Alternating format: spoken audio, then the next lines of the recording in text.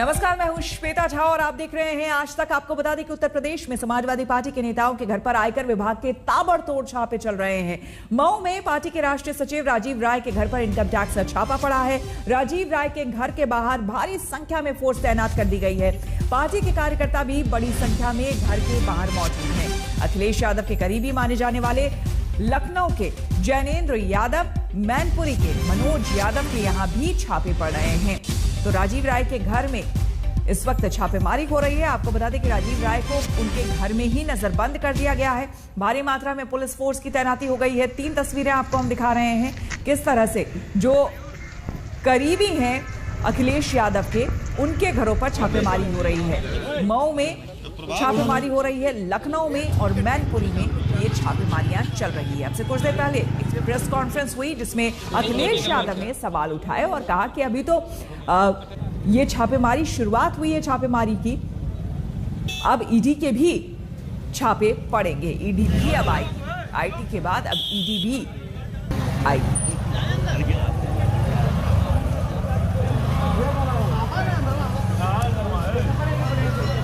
अभी तक इन्हीं का इंतजार था कि इनकम टैक्स कब आएगा डिपार्टमेंट। अभी तो इनकम टैक्स आया है, ईडी आएगा, सीबीआई आएगी, न जाने कौन कौन सी संस्थाएं आएंगी, अफवाहें फैलाई जाएंगी, साजिश की जाएंगे, षड्यंत्र की जाएंगे, लेकिन उसके बावजूद भी साइकिल की रफ्तार कम नहीं होगी, रथ की रफ्तार कम नहीं होगी और उत्तर प्रदेश से भारतीय जनता पार्टी का सफाया होना निश्चित है। वो जान गए हैं कि उत्तर प्रदेश से भारतीय जनता पार्टी खत्म और इसीलिए उन्होंने इनकम टैक्स को भेजा है।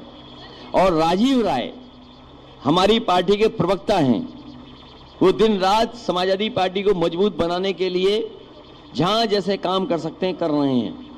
आज उनको भी छापा मार दिया। आखिरकार चुनाव से पहले ही क्यों, चुनाव से 1 महीना पहले क्यों नहीं? अगर कोई जानकारी थी उनके पास, जब कभी उन्होंने अपना सबमिट किया होगा, बैलेंस शीट या इनकम टैक्स दिया होगा, तब भी छापा मार सकते थे, तब भी नोटिस दे सकते थे, तब भी पूछताछ कर सकते थे। लेकिन जैसे ही चुनाव करीब आया है, ये डिपार्टमेंट भी अब चुनाव लड़ने उत्तर प्रदेश में आ गया है। उत्तर प्रदेश की चुनावी रेस एक्सप्रेस वे पर आ गई है। आपको बता दें कि पूर्वांचल एक्सप्रेसवे के बाद उत्तर प्रदेश को अब गंगा एक्सप्रेसवे की सौगात मिलने जा रही है।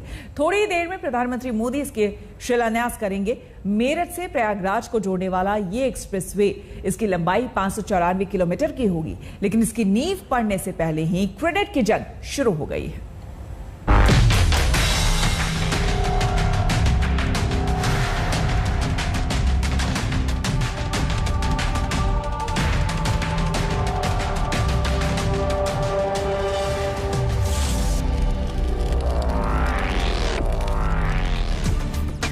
एक्सप्रेसवे पर दौड़ पड़ी है यूपी की सियासत।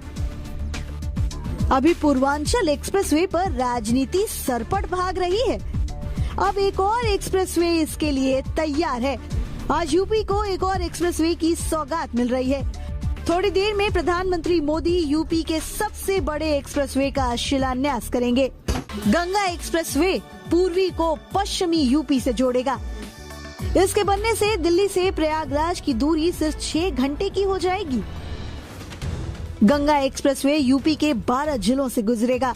500 गांवों से इसका कनेक्शन होगा। इसकी लागत करीब 36,000 करोड़ होगी, जो दिसंबर 2024 में बनकर तैयार हो जाएगा। खास बात यह है कि इस एक्सप्रेसवे पर भी एयर स्ट्रिप होगी, मतलब यहाँ भी विमानों की टेक ऑफ और लैंडिंग हो सकेगी। गंगा एक्सप्रेसवे मेरठ के बिजौली गांव के पास से शुरू होगा और हापुड़, बुलंदशहर, अमरोहा, संभल, बदायूं, शाहजहांपुर, हरदोई, उन्नाव, रायबरेली और प्रतापगढ़ होते हुए प्रयागराज तक जाएगा। मेरठ से ये जो एक्सप्रेसवे शुरू होता है, मेरठ को जोड़ेगा पूर्व यानी कि प्रयागराज की तरफ। और प्रयागराज वो शहर जो कि धर्म नगरी है, वो शहर जो कुंभ के लिए जानी जाती है। और आने वाले समय में जब भी महाकुंभ होगा तो लोगों के लिए पश्चिमी उत्तर प्रदेश से सीधे पहुंचना बहुत ही सुगम हो जाएगा। यानी कि इस 594 किलोमीटर के एक्सप्रेसवे के साथ में कहीं ना कहीं औद्योगिक विकास को तो जोड़ा जा ही रहा है, लेकिन खासतौर पर देखिए तो पर्यटन की संभावनाएं और धार्मिक स्पिरिचुअल टूरिज्म और रिलीजियस टूरिज्म को बढ़ावा मिलेगा। गंगा एक्सप्रेसवे पूर्वांचल एक्सप्रेसवे से भी लंबा होगा। इसकी लंबाई 594 किलोमीटर की होगी। इसमें 6 से 8 लेन होंगी, 7 ओवरब्रिज होंगे, 17 इंटरचेंज के अलावा 140 पुल और 50 अंडरपास भी होंगे। यूपी चुनाव में योगी सरकार ने एक्सप्रेसवे वाला दांव चला तो सियासी घमासान भी छिड़ गया। गंगा एक्सप्रेसवे को प्रधानमंत्री की प्रेरणा और विकासवादी सोच से जोड़ा गया तो मायावती ने इसे अपना विजन बता दिया। सियासी खींचतान में अखिलेश ने भी मायावती का पक्ष लेकर मामले को नया ट्विस्ट दे दिया। समाजवादी पार्टी की सरकार में बनाए हुए एक्सप्रेसवे का उद्घाटन कर रहे हैं। पहले समाजवादी पूर्वांचल एक्सप्रेसवे का नाम बदला और नाम बदल करके पूर्वांचल एक्सप्रेसवे कर दिया। जिस गुणवत्ता के साथ, जिस क्वालिटी के साथ वो एक्सप्रेसवे बनना चाहिए था, उसमें कंप्रोमाइज किया गया है, उस क्वालिटी के साथ नहीं बनाया गया है। तो सुबह से मैं इंतजार कर रहा था कि कब कोई आएगा, कहेगा कि मोदी जी इस योजना का फीता तो हमने काटा था, ये योजना तो हमने शुरू की थी। कुछ लोग हैं जिनकी आदत है ऐसा कहने की। हो सकता है बचपन में इस योजना का फीता भी उन्होंने ही काटा हो। कुछ लोगों की प्राथमिकता फीता काटना है, हम लोगों की प्राथमिकता योजनाओं को समय पर पूरा करना है। गंगा एक्सप्रेसवे को सबसे पहले 2007 में मायावती ने लॉन्च किया, लेकिन काम शुरू होने में 10 साल लग गए और तब तक सूबे में योगी की सरकार आ गई। उन्होंने इस काम को आगे बढ़ाया और 2019 में इसे फिर से लॉन्च किया। पिछले साल 594 किलोमीटर बनाने का लक्ष्य बनाया गया। इसी साल पर्यावरण मंत्रालय से क्लियरेंस मिला। आज प्रधानमंत्री मोदी इसका शिलान्यास कर रहे हैं।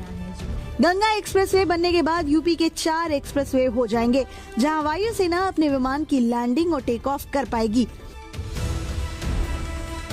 यमुना एक्सप्रेसवे पर मथुरा के पास स्ट्रिप है। लखनऊ आगरा एक्सप्रेसवे बागरमऊ के पास स्ट्रिप बनाई गई है। पूर्वांचल एक्सप्रेसवे पर सुल्तानपुर के पास एयर स्ट्रिप है। यूपी चुनाव में एक्सप्रेसवे पर दांव लगे, सियासत एक्सप्रेस पर फर्राटा मारे।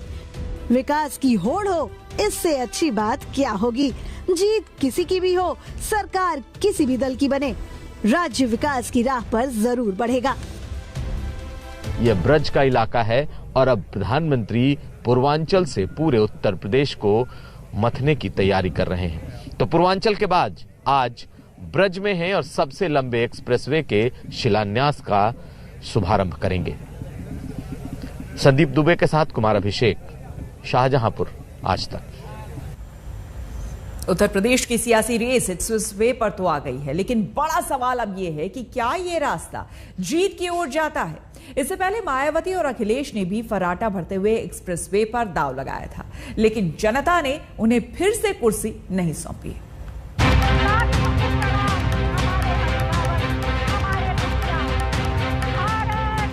यूपी में एक्सप्रेस पर सियासी रेस शुरू हो गई है। करीब 1 महीने पहले 16 नवंबर को प्रधानमंत्री नरेंद्र मोदी ने पूर्वांचल एक्सप्रेस का उद्घाटन किया और आज गंगा एक्सप्रेस की नींव रखने जा रहे हैं। योगी सरकार में ये चौथा एक्सप्रेसवे है। अगर एक्सप्रेसवे के रास्ते वोटों की गणित बिठाएं तो चारों एक्सप्रेसवे 32 जिलों को कवर करते हैं और इन जिलों में 177 सीटें हैं। मसलन मेरठ से प्रयागराज गंगा एक्सप्रेसवे 12 जिलों के 76 विधानसभा सीटों को कवर करेगा। लखनऊ से गाजीपुर पूर्वांचल एक्सप्रेसवे में 9 जिले आते हैं। यहाँ 55 विधानसभा क्षेत्र है। आगरा से चित्रकूट बुंदेलखंड एक्सप्रेसवे ये 7 जिलों से गुजरेगा, जिसमें 19 विधानसभा क्षेत्र है। योगी सरकार इस एक्सप्रेसवे का जल्द उद्घाटन करना चाहती है। गोरखपुर से आजमगढ़ गोरखपुर लिंक एक्सप्रेसवे 4 जिलों के 27 विधानसभा क्षेत्रों को जोड़ने वाले इस एक्सप्रेसवे का भी अभी उद्घाटन होना है। अगर एक्सप्रेसवे से वोटों को लिंक करें तो तो बीजेपी इस रास्ते 172 सीटों पर जीत का दावा कर सकती है। लेकिन इतिहास बताता है कि एक्सप्रेसवे जीत की गारंटी नहीं है। इस पर फर्राटा भरकर चुनावी जंग नहीं जीती जाती। अखिलेश और मायावती भी एक्सप्रेसवे का चुनावी दाव चल चुके हैं, लेकिन आगरा और यमुना एक्सप्रेसवे को जीत के रास्ते नहीं बना पाए। अब देखना ये है कि बीजेपी एक्सप्रेसवे पर कैसी रफ्तार पकड़ती है। जनता ने जब उनको इस लायक बनाया ही नहीं कि वह किसी चीज का लोकार्पण कर सके, क्योंकि विकास का कोई विजन तो था ही नहीं उन लोगों के पास। एक नकारात्मक सोच के साथ विघटनात्मक गतिविधियों के कारण जिन लोगों ने प्रदेश के विकास को बाधित किया था, वह हर एक कार्य के साथ अपना नाम जोड़ने का कुत्सित प्रयास तो करते हैं। जनता सब जानती है और जनता 2014 में भी, 2017 में भी, 2019 में भी इसका जवाब दी है। 2022 में भी इंतजार कर रही है। एक्सप्रेसवे जीत की गारंटी भले ना हो, लेकिन इस पर सियासी रेस खूब हो रही है। जीत से पहले ही विजय यात्रा निकाल रहे अखिलेश योगी के हर प्रोजेक्ट को पुराना बताकर हमला बोल रहे हैं। जो समाजवादी पार्टी की सरकार का विजन था, उसका 4.5 साल में पूरा नहीं किया है, और जो काम समाजवादी पार्टी 4.5 साल पहले कर चुकी, उसी काम को आज सरकार कर रही है। इनके पास कोई नया काम भी नहीं है दिखाने को जनता को। यूपी में सियासी जंग जबरदस्त है। बीजेपी फिर से सरकार बनाने के लिए कोई कोर कसर नहीं छोड़ रही है। प्रधानमंत्री मोदी ने खुद मोर्चा संभाल लिया है। अंदाज वही आक्रामक है। वो चुन चुन कर विरोधियों को निशाना बना रहे हैं, हमलों की बौछार कर रहे हैं। आज का ये कार्यक्रम उन लोगों को भी करारा जवाब दे रहा है जिन्हें टाइमिंग पर सवाल उठाने का बहुत शौक है। जब ऐसे प्रोजेक्ट पूरे होते हैं तो उनके पीछे बरसों की मेहनत होती है।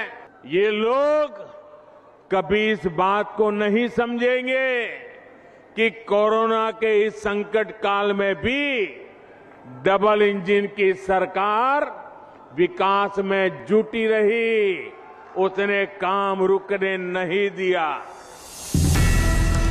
दिसंबर में अब तक प्रधानमंत्री 3 बार यूपी का दौरा कर चुके हैं। आज भी उनका प्रोग्राम है। अगले 10 दिन में 3 बार यहाँ पहुँचेंगे। 18 दिसंबर यानी आज पीएम मोदी शाहजहांपुर में होंगे। गंगा एक्सप्रेसवे की आधारशिला रखेंगे। 21 दिसंबर को प्रयागराज में होंगे। 2 लाख महिला कर्मचारियों के कार्यक्रम में हिस्सा लेंगे। 23 दिसंबर को पीएम मोदी अपने संसदीय क्षेत्र वाराणसी का एक बार फिर दौरा करेंगे। 28 दिसंबर को कानपुर दौरे की तैयारी है, जहां मेट्रो परियोजना का लोकार्पण होगा। यूपी के सियासी मायने बहुत बड़े हैं।